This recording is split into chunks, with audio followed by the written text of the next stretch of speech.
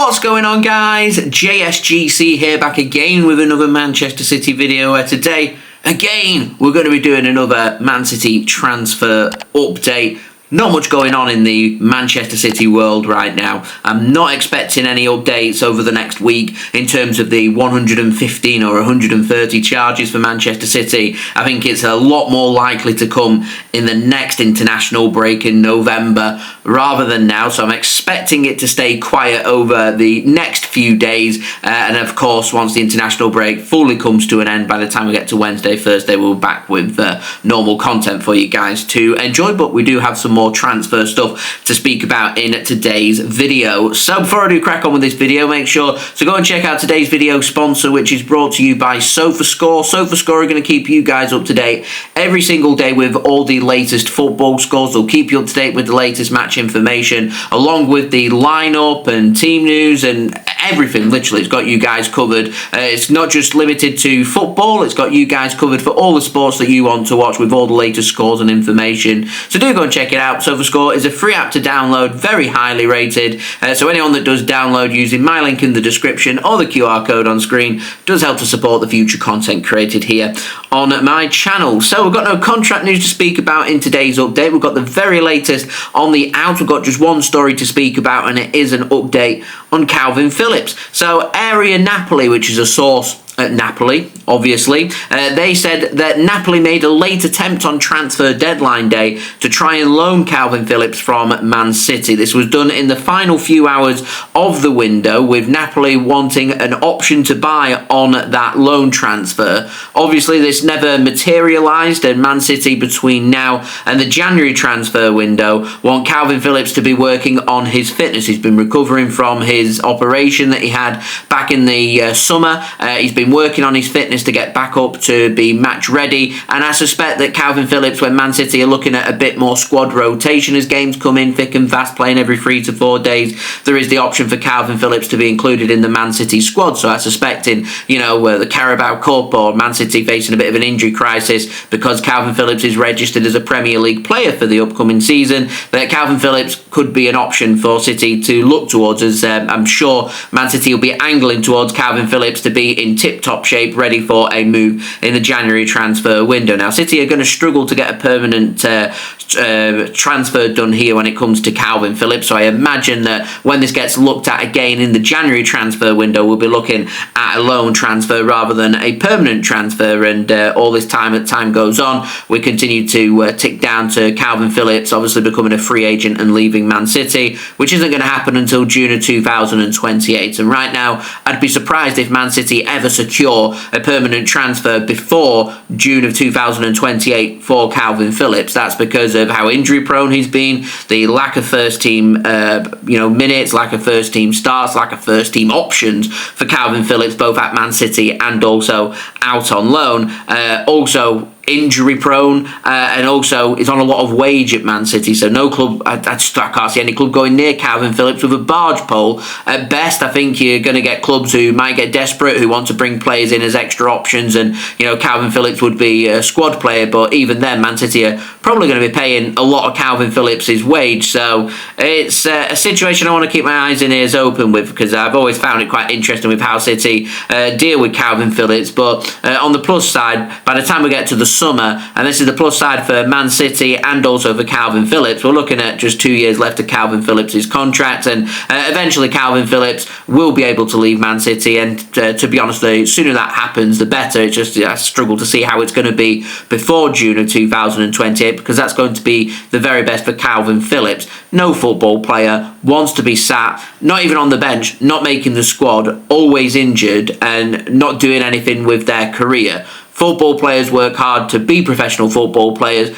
They want to be playing on a regular basis. It's why you see lots of top-class players. Man City don't have enough space for all the top-class players that we've got, and eventually players get upset and they want to leave Man City to pursue more first-team options. And it'll be the same with Kalvin Phillips as well. It's just a very sorry situation, and TeamTalk have said that Everton, they're not interested in January in signing Kalvin Phillips. So what is going to happen with Kalvin Phillips? We'll see if Napoli get back on the phone with Man City and try and negotiate a transfer in more time other than a few hours on transfer deadline day, and we'll see if Kalvin Phillips does end up securing a move away from City, which will more than likely, I'm 99.9% sure, will be on loan. If not, he'll remain a Man City player. I don't think City will have space to include Kalvin Phillips in their Champions League squad should they get to the latter stages, which I would expect Man City to get to them latter stages. So the obviously the last 16 playoff and beyond to allow the registrations to open for the latter stages for the Champions League. But Kalvin Phillips, worst case scenario, if Man City don't do much business, then Kalvin Phillips will be a player that's registered in the Premier League and will be an option for City and available as an option in the domestic cups as well. So it allows City a little bit of rotation here and there. But for me, it's just a bit of a sorry situation. Kalvin Phillips, it's a lot, more than £100,000 a week, and it's just not really doing much other than working on fitness. And it's a big shame because I like Kalvin Phillips. He's a good lad. He's a good football player there. If you can keep him injury free and give him their moments, it's just not happened at City, unfortunately. And I can see this dragging on for at least another 2.5 years, which is mind-blowing. Anyway, moving on to the ins. Not necessarily a player, but more of a position update. We've got the very latest on a right back, as we're speaking in detail in my last transfer update about right backs, and Jack Gaughan has confirmed that right backs is still a spot that Man City want to look at both in the January transfer window and the summer transfer window, and there is the option that Man City could be looking towards that right side of defence to make a move to bring a right back in. Now, at the moment, Man City are maxed out on their squad registration, so Man City, we're well within their best interest to sort out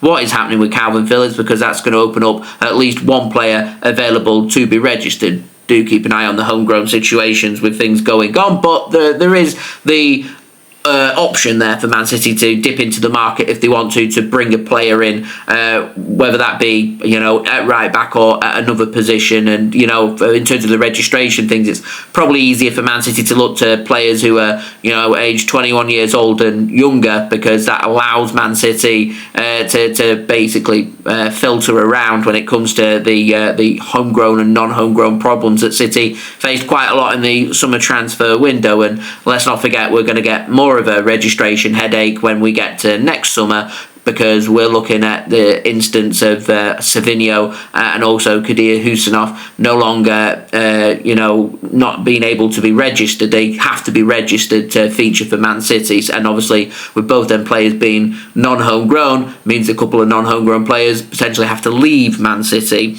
before them players can be registered. We know that more than likely Bernardo Silva is going to be leaving, so it depends on what Man City want to do in terms of their squad management, which for me caused a bit of a headache when it came to the summer transfer window, and the summer transfer window was a little messy at times, to say the least. And when Man City got some business done, some good bits of business done, but didn't get all the business that needed to be done.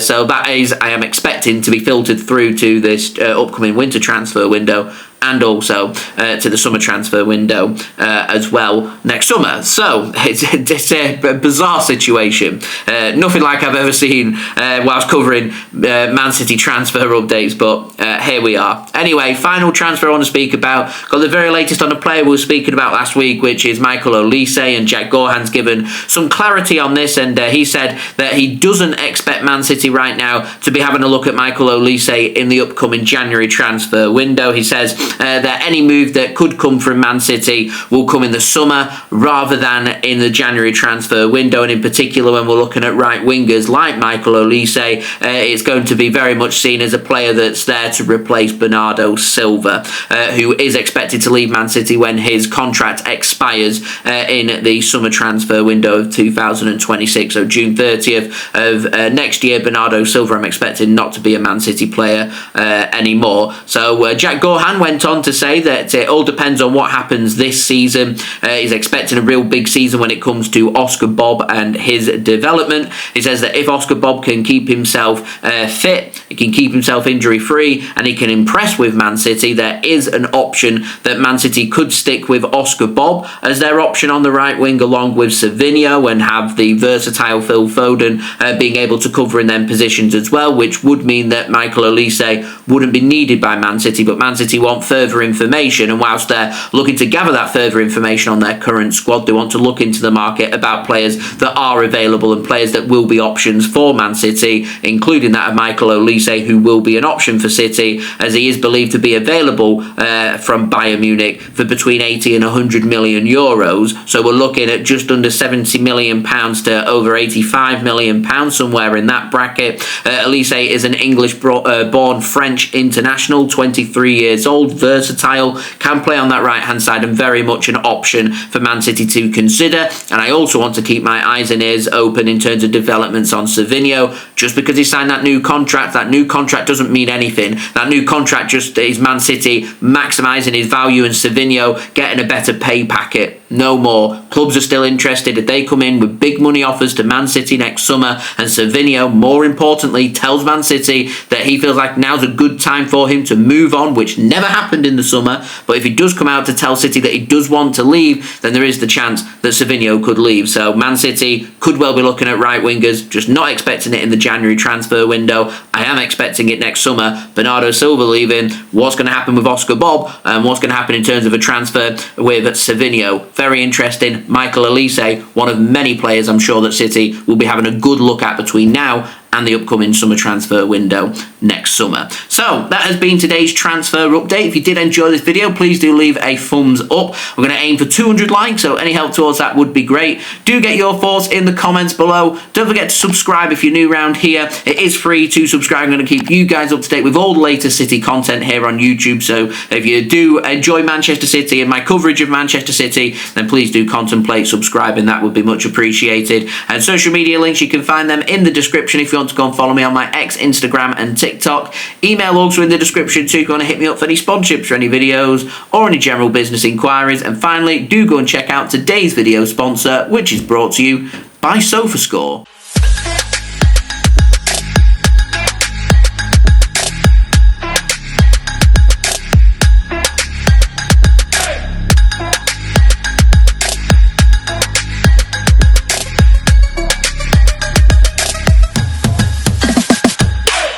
I'll see you all again real soon for the next City video. So I've been JSGC. Thank you everyone for watching. Hope everyone is safe and well. It's been a long international break and we've still got to persevere with it. Here we are. Peace.